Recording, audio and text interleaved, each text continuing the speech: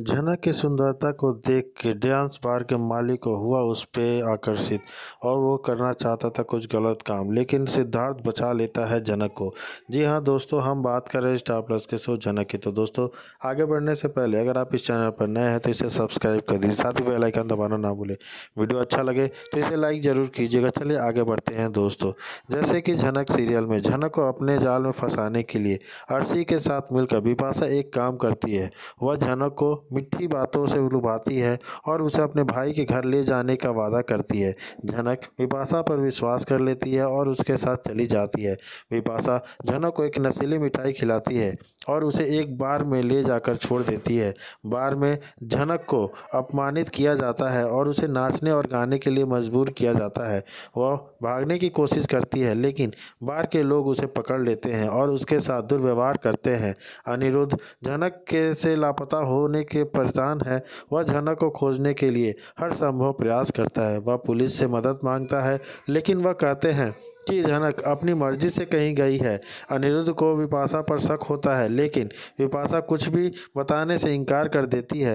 अनिरुद्ध झनक को खोजने के लिए हर जगह जाता है। वह झनक के दोस्तों और परिवार से पूछताछ करता है, लेकिन कोई भी उसकी मदद नहीं कर पाता है। अनिरुद्ध निराश हो जाता है, लेकिन वह झनक को खोजने की उम्मीद नहीं छोड़ता है। सिद्धार्थ एक रहस्यमय और आकर्षक व्यक्ति कहानी में प्रवेश करता है। वह अर्शी का दोस्त है, लेकिन उसके इरादे स्पष्ट नहीं है। सिद्धार्थ झनक की सुंदरता और मासूमियत से आकर्षित होता है। वह झनक को बाढ़ में बचाने का फैसला करता है, लेकिन उसके अपने कारण होते हैं। सिद्धार्थ झनक को बाढ़ से मुक्त कराने की योजना बनाता है। वह बार के मालिक से संपर्क करता है और झनक को छोड़ने के लिए कहता है। वह जब बार का मालिक मना कर देता है तो सिद्धार्थ झनक को बचाने के लिए किसी भी हद तक जाने के लिए तैयार हो जाता है। बार में झनक को एक हर दिन अपमान और दुर्व्यवहार का सामना करना पड़ता है। वह अपनी गरिमा और आज़ादी के लिए लड़ती है। झनक को पता चलता है कि बिपाशा ने उसे धोखा दिया है और वह अनिरुद्ध की बात न मानने के लिए पछताती है। झनक बार के लोगों के खिलाफ विद्रोह करती है। वह अन्य लड़कियों को भी अपने अधिकारों के लिए लड़ने के लिए प्रेरित करती है। झनक एक नेता बन जाती है और बार के बदलाव लाने की कोशिश करती है। सिद्धार्थ झनक को बार से मुक्त कराने में मदद करता है। वह बार के मालिक को रिश्वत देता है और झनक को भागने में मदद करता है। झनक अनिरुद्ध से मिलती है और दोनों एक दूसरे को देखकर भावुक हो जाते हैं। अनिरुद्ध झनक से वादा करता है कि वह उसे कभी अकेला नहीं छोड़ेगा। वह झनक को अपने घर ले जाता है और उसकी देखभाल करता है। झनक अनिरुद्ध से प्यार और समर्थन के लिए आभारी है। अनिरुद्ध को पता चलता है कि सिद्धार्थ झनक की मदद कर रहा है। वह सिद्धार्थ से मिलता है और झनक को खोजने की मदद मांगता है। सिद्धार्थ सहमत हो जाता है, लेकिन उसके अपने इरादे होते हैं। अनिरुद्ध को सिद्धार्थ पर शक होता है। उसे लगता है कि सिद्धार्थ झनक के प्रति आकर्षित है और उसे अपने लिए अपनाने के लिए चाहता है। अनिरुद्ध और सिद्धार्थ के बीच तनाव बढ़ता है। झनक बार एक से मुक्त होने के बाद वो अपनी डांस कला को फिर से शुरू करती है। वह एक डांस प्रतियोगिता में भाग लेती है और जीत जाती है। झनक एक प्रसिद्ध डांसर बन जाती है और अपने सपनों को पूरा करती है। झनक बार के अन्य लड़कियों को भी मुक्त कराने में मदद करती है। वह एक संगठन बनाती है जो यौन शोषण को पीड़ित महिलाओं की मदद करता है। झनक एक प्रेरणादायक नेता बन जाती है। अनिरुद्ध और झनक बिपाशा के धोखे का पर्दाफाश करने के लिए योजना बनाते हैं। वह बिपाशा के खिलाफ बहुत सबूत इकट्ठा करते हैं और उसे पुलिस के हवाले कर देते हैं। बिपाशा को गिरफ्तार कर लिया जाता है और उसे जेल में भेज दिया जाता है। अर्शी को भी अपने गलत कामों के लिए पछतावा होता है। वह झनक से माफ़ी मांगती है और अनिरुद्ध के साथ अपने रिश्ते को सुधारने की कोशिश करती है। झनक और अनिरुद्ध एक साथ एक नई जिंदगी की शुरुआत करते हैं। वह शादी करते हैं और एक खुशहाल परिवार बनाते हैं। झनक अनिरुद्ध अपने प्यार और सपनों को पूरा करते हैं। सिद्धार्थ झनक के जीवन में एक रहस्यमय व्यक्ति बनता रहता है। उसके इरादे कभी भी स्पष्ट नहीं है, लेकिन वो योजना के जीवन में सकारात्मक बदलाव लाता है। झनक एक प्रसिद्ध डांसर बन जाती है और अपनी कला के माध्यम से समाज में बदलाव करती है। उसकी कहानी एक दूसरे के लिए प्रेरणा बनती है। जी हाँ दोस्तों, ऐसे ही झनक के आगे के लिए आगे देखते हैं कि आगे क्या होता है। जैसे कि हम देख रहे हैं कि लेकिन दोस्तों, इसके बाद जब सिद्धार्थ को पता चलता है कि अर्शी ने अनिरुद्ध को छोड़ दिया है, तब सिद्धार्थ भी अर्शी से कहता है कि अब तुम्हें किसी और के पास जाने की ज़रूरत नहीं है। मैं तुम्हारे लिए परफेक्ट हूँ और अगर तुम मुझसे शादी करना चाहती हो तो मैं इसके लिए भी तैयार हूँ। अब अर्शी को भी समझ आ जाता है कि सिद्धार्थ ऐसा लाइफ पार्टनर उसे कभी नहीं मिलेगा जो उसकी इज्जत करता है और उसे सच्चा प्यार करता है। और तब अर्शी अनिरुद्ध और झनक से माफ़ी मांगती है कि मैं ही तुम दोनों के बीच में आई थी, लेकिन सच्चे प्यार करने वाले के बीच में आना सही नहीं होता और मैं खुद ही अपनी ज़िंदगी बर्बाद कर चुकी हूँ। इसलिए अब कहानी के अगले ट्रैक में हमें यह देखने को मिलने वाला है कि अर्शी और सिद्धार्थ उसी मंडप में शादी करने वाले हैं जिसमें झनक और अनिरुद्ध की शादी होने वाली है। और इसी के साथ जब अनिरुद्ध और अर्शी के बच्चे की सच्चाई सबके सामने आती है तो यह पता चलता है कि उनका बच्चा जिंदा है। तब अर्शी खुद अपने बच्चे को जिम्मेदारी झनक को सौंप देती है और झनक से कहती है कि मेरे बच्चे को तुमसे अच्छी परवरिश कोई नहीं दे सकता।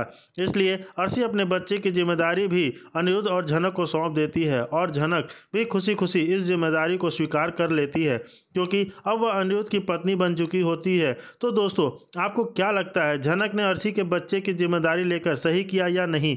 अपनी कमेंट हमें ज़रूर बताइए। वहीं दूसरी तरफ बहुत बोस परिवार भी आधा दुखी है तो आधा बोस परिवार बहुत खुश है कि झनक अनिरुद्ध आखिर एक हो ही गए। वहीं दूसरी तरफ ऐसा ड्रामा चल रहा है कि झनक पर आए दिन नए नए मुसीबतें आती रहती है।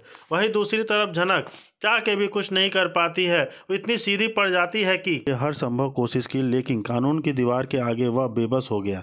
झनक कोर्ट रूम से खड़ी थी, उसकी आंखों में आंसू थे, बल्कि एक दृढ़ संकल्प झलक रहा था। पुलिस अधिकारी उसे जेल की ओर ले जा रहे थे और बाहर खड़े लोग तरह तरह की बातें कर रहे थे। देखो, यह वही लड़की है जिस पर चाइल्ड ट्रैफिकिंग का आरोप लगा है। कोई कहता है कैसी भगोरी है, कोई कहता है कि कैसी असलियत। इन कुछ लोगों का तो कुछ समझ में ही नहीं आता।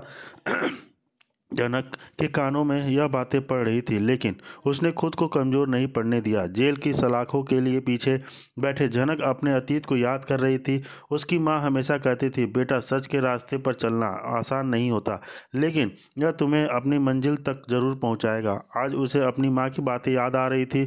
उसने मन ही मन कसम खाई थी कि वह अपने साथ हुए अन्याय का बदला लेकर रहेगी। दूसरी ओर अनिरुद्ध भी शांत नहीं बैठा था। वह झनक को बचाने के लिए हर संभव प्रयास कर रहा था। उसने अपने वकील से कहा, हमें एक नए सबूत जुटाने होंगे। जानता हूं कि झनक निर्दोष है। तभी एक चौंकाने वाली खबर आई। अर्शी के एक नए बॉयफ्रेंड ने कोर्ट में अपना बयान देने की पेशकश की कोर्ट में जब वह बॉयफ्रेंड आया तो माहौल पूरी तरह बदल गया। उसने जज के सामने कहा, झनक निर्दोष है, असली अपराधी अर्शी है। यह सब कुछ उसने अपनी साजिश के तहत किया है।